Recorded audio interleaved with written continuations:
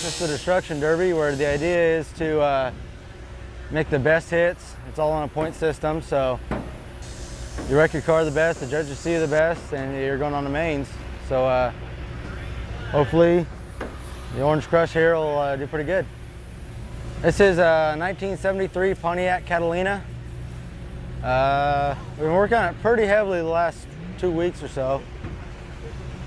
So a lot of time and effort goes into just one night, but I think it's worth it. They're torching out the frame and they're hammering it down, getting the trunk to want to try to bend up, because if it bends down, it'll hit your tires, and then you won't really go anywhere because it'll be on your tires. Trying to get your motor to run the whole time. Tranny to shift.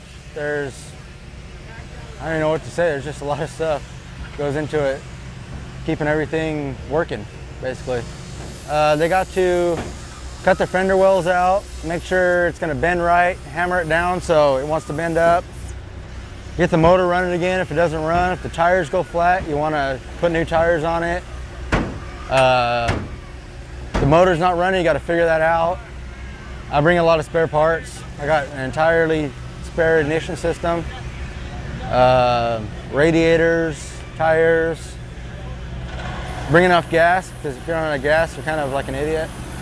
If anybody hits your front end and blows your radiator, you can lose all the water in your motor, and your motor's gonna overheat, seize up, you won't wanna run, you're not going anywhere. The first hit's always the worst, because you don't really remember what it's like.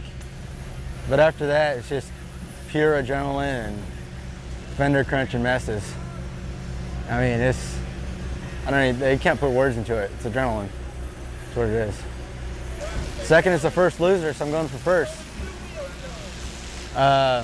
If I place in the top 5 in my first, well, I'm driving the second heat. There's 3 heats.